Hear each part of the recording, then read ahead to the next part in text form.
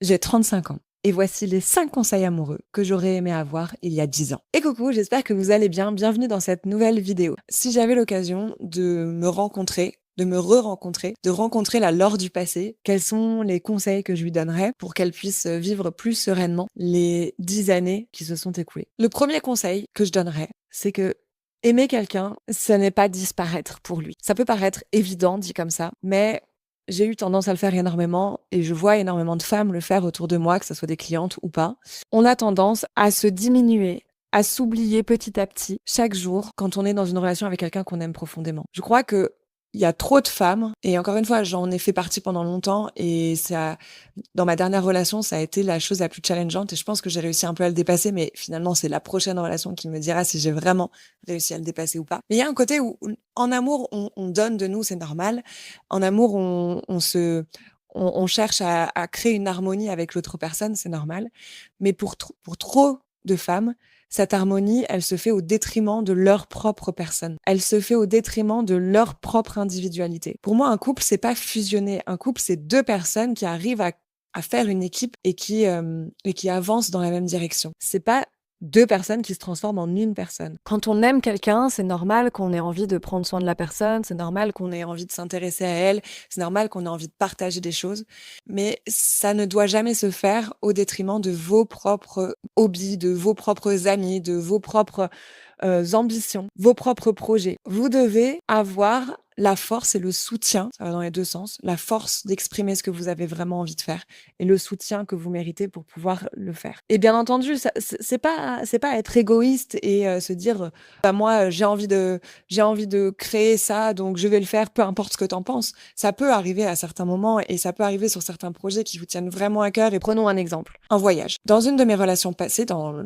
la plus grosse relation que j'ai eue qui a duré 6 ans, assez vite dans cette relation, j'ai parlé du fait que j'avais envie de partir en voyage. Moi, partir en voyage, c'était quelque chose qui m'animait depuis des années et des années. Bien avant que je sois majeure, je me disais, je vais partir voyager. J'ai cherché pendant des années des solutions pour pouvoir partir à l'étranger sur une période longue. J'ai jamais pu le faire jusqu'à ce que j'arrive en master et que la question se repose de nouveau, enfin, continue d'être posée, quoi, et que je me dise, bah, en fait, là, je suis en master. Si je veux le faire, ça va être le moment, à la fin de mes études, je vais pouvoir partir en voyage. Sauf qu'à ce moment-là, du coup, j'avais une personne dans ma vie. Je lui ai partagé ce voyage et je lui ai dit, j'ai envie de faire un voyage et j'ai dû un peu le convaincre de venir avec moi. Alors, bien entendu, c'est pas une mauvaise chose. Il a été, je pense, enfin, c'est sûr même, il a vécu ce voyage de la manière, enfin, on a vécu ensemble ce voyage de la meilleure manière possible. Et c'est ça aussi le couple, c'est savoir créer des opportunités à une nouvelle personne, se laisser aussi guider par la personne en face de nous pour nous proposer des choses auxquelles on n'aurait jamais pensé par ailleurs. Je lui ai proposé et j'ai essayé de le convaincre de venir avec moi parce que finalement, il y avait aussi une partie de moi qui doutait du fait que je partirais si j'étais seule. J'étais pas sûre de réussir à partir s'il ne m'accompagnait pas parce que j'étais trop amoureuse, parce que je m'en rendais pas compte à ce moment-là, mais en fait, je diminuais ma capacité à faire les choses seule. J'ai diminué pendant chaque année un peu plus ma capacité à faire les choses seule et je doutais tellement de moi que je me disais, il faut qu'il vienne avec moi, sinon je vais pas le faire. Alors, quand bien même c'était quelque chose que j'avais envie de faire depuis des années. Et aujourd'hui, la question se repose. J'ai encore envie de partir en voyage, alors pas du tout le même genre de voyage, mais quand même un voyage assez long, avec ma chienne et mon camion. Aujourd'hui, je suis célibataire, donc ce voyage, je l'envisage en étant seule. Peut-être qu'au moment où je ferai ce voyage, je sais pas exactement quand, dans les maximum les 3 prochaines années, peut-être que le moment où je ferai ce voyage, je ne serai pas seule. Mais est-ce que j'ai vraiment envie de faire ce voyage accompagné? J'en suis pas sûre. Et peut-être que ça dérangera l'autre personne que je parte pendant quelques mois. Voilà, peut-être que la question se posera pas parce que je n'aurai peut-être personne dans ma vie à ce moment-là, mais si en tout cas il y a quelqu'un dans ma vie, il va falloir que je garde cette idée en tête parce que c'est quelque chose qui me tient à cœur et qui me tenait déjà à cœur avant que je le rencontre. Et c'est ça que je veux dire, c'est que en fait, on peut avoir des projets qui nous tiennent à cœur depuis des années avant même qu'on rencontre une personne. Et si au moment où vous rencontrez la personne, vos projets à vous n'existent plus, il y a un problème. Il y a un problème. Ça veut dire que vous oubliez en fait tout ce qui faisait vous, tout ce qui vous faisait vous sentir vivante, tout ce qui vous faisait vous sentir en phase avec vous-même. Vous le mettez de côté au profit de la relation. Bien entendu qu'une relation, ça demande de l'investissement. Bien entendu qu'une relation, ça demande de s'engager dans quelque chose d'y donner de l'énergie et d'y donner des projets. Mais les deux peuvent être compatibles. Voilà, vous pouvez avoir des projets de couple et des projets seuls. Et c'est même, je pense, une des choses qui fait qu'une relation est vraiment saine et durable. Le deuxième conseil que j'aimerais me donner, ça serait quand t'es infidèle, c'est pas l'autre en fait que tu trahis, c'est toi-même. Et là, tout le monde s'écroule.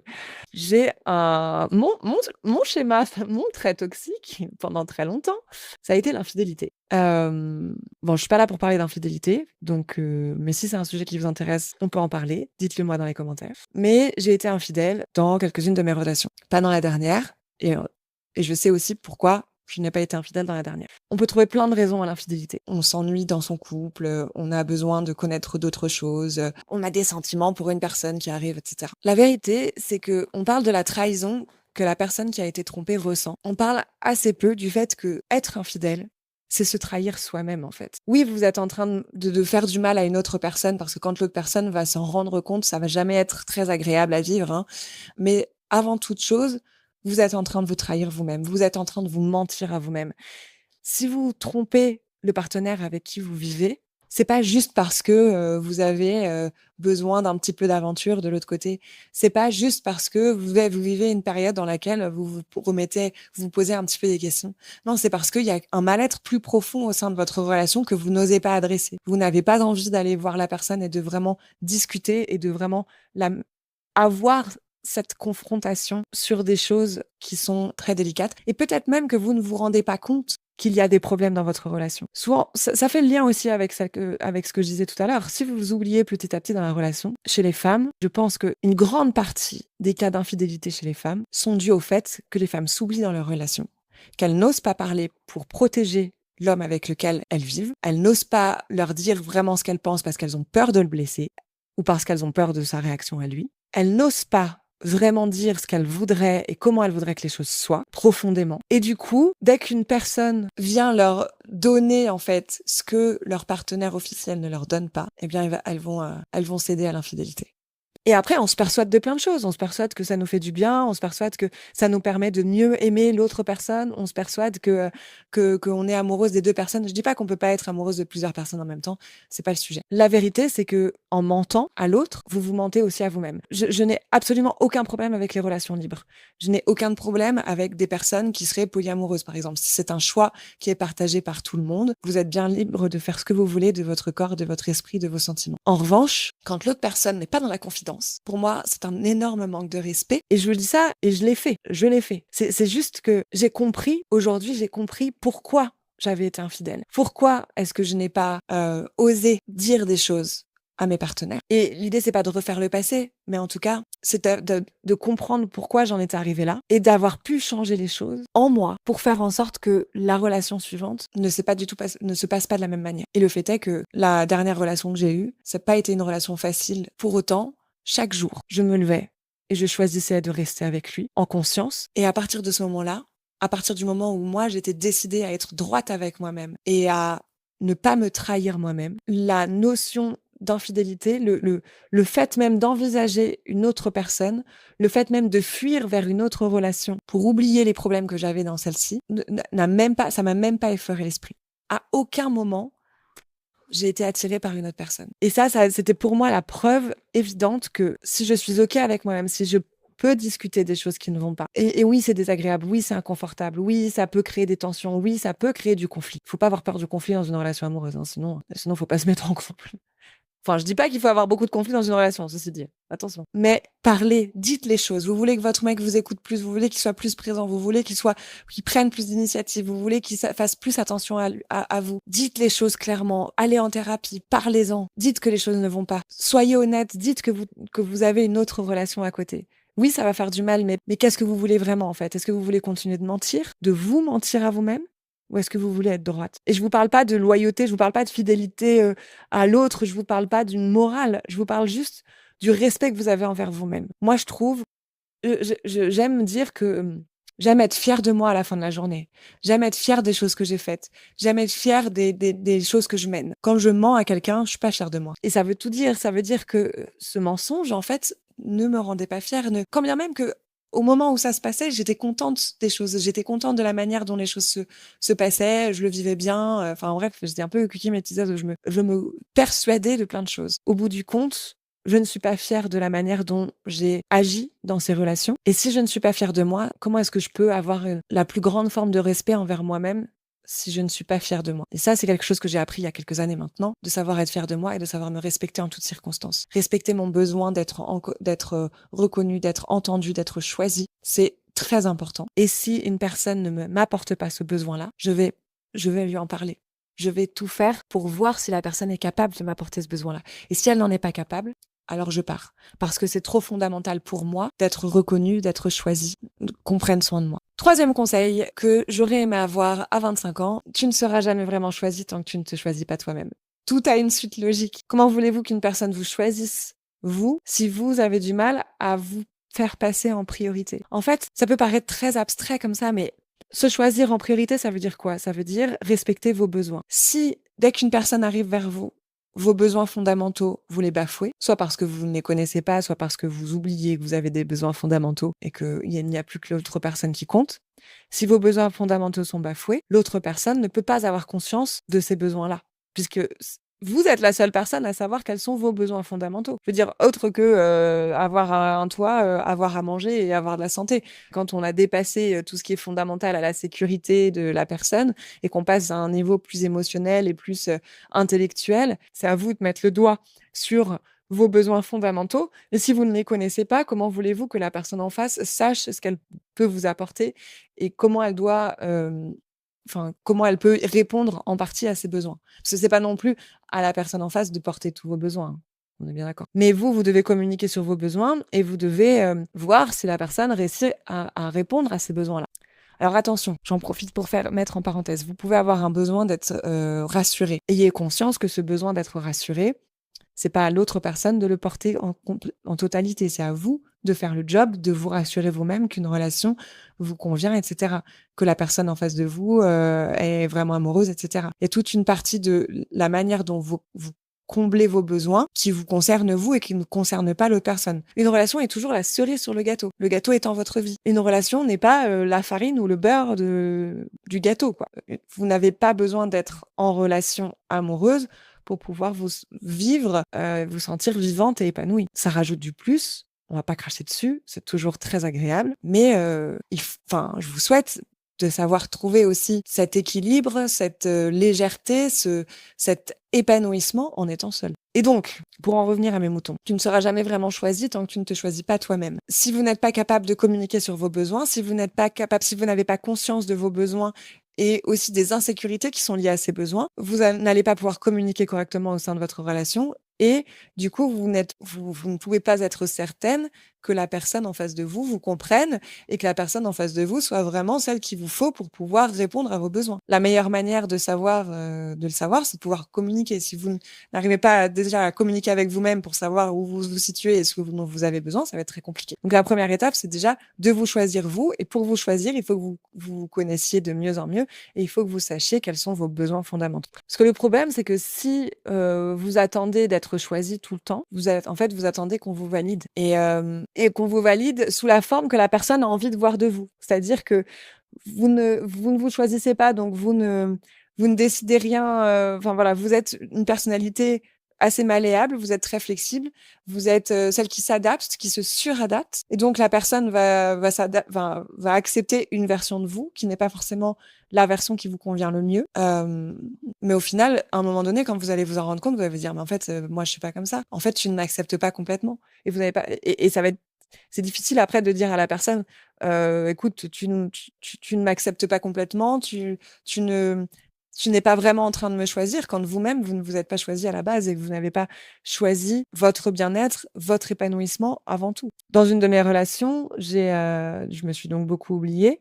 Et quand j'ai commencé à me rendre compte que je m'étais mise de côté quand même pendant pas mal d'années, j'ai commencé à ouvrir un peu plus ma bouche. J'ai commencé à affirmer un peu plus les choses dont j'avais besoin, les choses que je pensais, etc. Et c'est pas très bien passé auprès de mon partenaire. Ça a créé beaucoup plus de conflits entre nous. Lui, du coup, ça a créé chez lui une volonté d'être un peu plus dans la provoque par rapport à moi. Provocation que je que je vivais très mal. Et en fait, je me suis rendu compte que c'était parce que d'un coup, je me suis mise un peu à changer ma façon d'être et que lui, il était pas habitué à ce que je sois comme ça.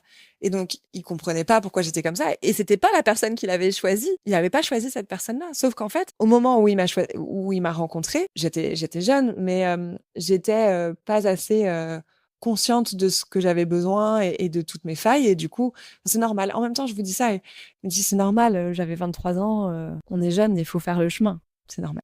Quatrième conseil, arrête de confondre amour et apaisement de tes blessures. On a tous nos blessures qu'on traîne avec nous depuis plus ou moins longtemps. Ces blessures créent des insécurités. Les insécurités sont très difficiles à gérer parce qu'elles créent des émotions qui sont très inconfortables. La peur, de l'angoisse, la tristesse, du stress, de la frustration, de la colère, ce que vous voulez, dans le registre de l'inconfort. Et tant qu'on n'a pas conscience de ça, on va chercher quelqu'un avec l'intention de ne plus ressentir aucune insécurité. Sachez que ça n'arrive pas. Vous ne pouvez pas demander à une personne de combler vos insécurités à tout moment. C'est pas possible, en fait. La personne, elle a sa personnalité, elle a ses propres insécurités, qui viennent souvent un peu en miroir avec les vôtres. Et il faut que vous compreniez quand vous rentrez dans une relation, les insécurités que vous avez et comment elles peuvent foutre en l'air votre relation. Très clairement, si vous êtes un peu dépendante affective, par exemple, et que du coup, vous avez une énorme peur de l'abandon, vous ne pouvez pas demander à la personne d'être 100% présente avec vous, de vous envoyer tout le temps des messages, de vous rassurer tout le temps. En fait, c'est pas possible.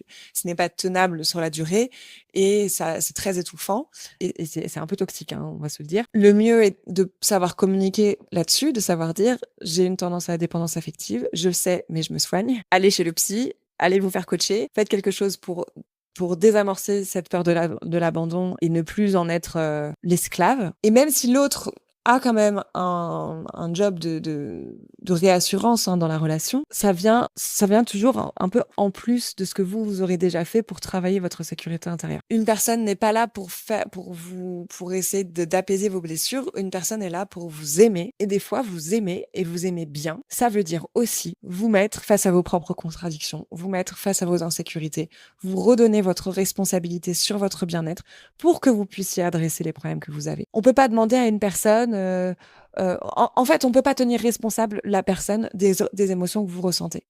Vous ne pouvez pas faire ça. Une personne n'est pas responsable des émotions que vous ressentez. Une personne ne doit pas avoir le pouvoir de faire fluctuer vos émotions à tire-larigot. C'est pas possible.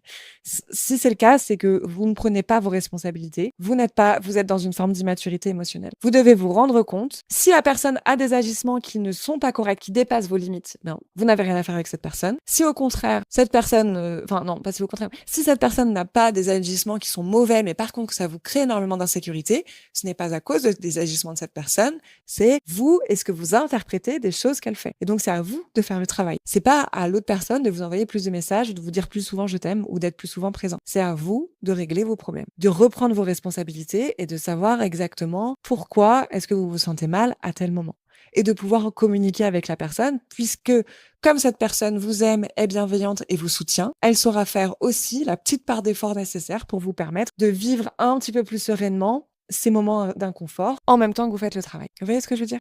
Enfin, le dernier conseil que je me donnerais, regardez les choses telles qu'elles sont et pas comme vous voudriez qu'elles soient. On a trop tendance à idéaliser ce qui se passe, à ne pas regarder les faits. On idéalise, on fantasme, on projette, on anticipe. On est souvent dans ces trucs mentaux de je projette plein de choses et j'imagine que ce soit des scénarios catastrophes ou des scénarios de contes de fées. En tout cas, ça y est, la fusée, elle est partie, il se passe un truc et le cerveau, il se crée toute cette histoire. Apprenez à revenir au présent, apprenez à revenir aux faits. Apprenez à revenir, oui, au factuel en fait. Qu'est-ce qui se passe? Comment les choses se passent? Comment cette personne agit vraiment?